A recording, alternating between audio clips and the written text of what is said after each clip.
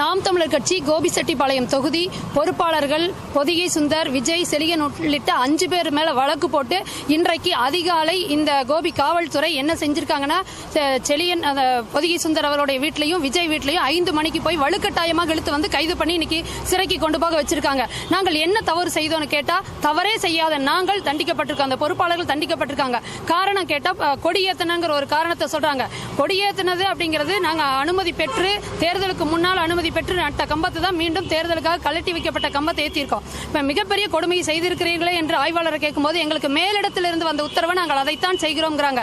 அப்போ நாங்க ஒன்று கேட்கிறோம். அப்ப இத்தனைக்கு 2.5 ஆண்டுகளாக நாம் தமிழர் கட்சிக்கு குறிப்பாக எதுக்குமே அனுமதியை கொடுத்தது கிடையாது. எங்க கேட்டாலும் முடியாது என்று வெளிப்படையாக சொல்கிறார் ஈரோடு மாவட்ட காவல் கண்காணிப்பாளர் தம்பி சக்தி கணேஷ் அவர்கள். அப்ப நாங்க என்ன நினைக்கிறோம், திட்டமிட்டே ஏன் நாம் தமிழரை இவர்கள் இந்த அளவுக்கு வந்து புறக்கணிக்கிறாங்க, அதுதான் எங்களுக்கு தெரியல. அவர்கள் இந்த மக்களுக்காக ஒரு சேவை செய்ய வந்தவர்கள். நாம் தமிழர் கட்சியும் சட்டத்தினுடைய விதிகளுக்கு உட்பட்டு ஒரு சிறந்த செயலை மக்களுக்காக ஆற்றிக் கொண்டிருக்கின்ற எந்த இடத்திலையும் நாங்க வந்து விதிகள் மீறி செய்வதே கிடையாது. ஆனா இது செய்யறாங்கன்னா மிகப்பெரிய வேதனையை நாம் தமிழர் கட்சி மீது சுமந்து நாங்க நிக்கிறோம். இதுக்கு என்ன ஒரே அடுத்த நாங்க என்ன செய்ய போறோம் அப்படின்னா, ஈரோடு மாவட்ட காவல் கண்காணிப்பாளர் சக்தி கணேஷ் மீது நாங்க ஒரு குற்றச்சாட்டு வைக்கிறோம். இதே ஆட்சியரட்டி நான் தனிப்பட்டு மனு கொடுத்திருக்கோம். மற்ற தமிழ் தேசிய இயக்கங்களும் கொடுத்திருக்கு இவர் இப்படி செய்யறாரு அப்படின்னு. அடுத்த கட்டமா கோவை ஐஜியை நாங்க சந்திச்சு சக்தி கணேஷ் அவர்கள் நாம் தமிழர் கட்சிக்கு ஏன் இப்படி செய்கிறாரு அப்படிங்கிற ஒரு மனு அளிக்கிறதா இருக்கு.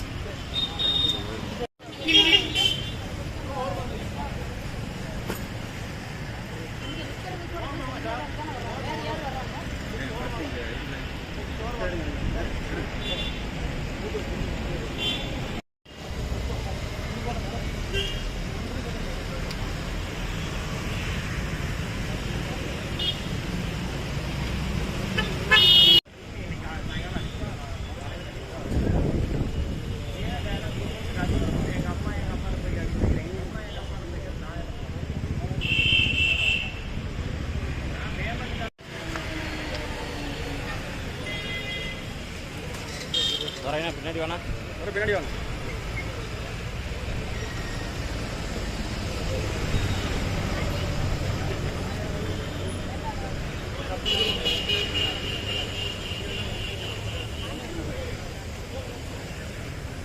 பின்னாடி வா, கிரி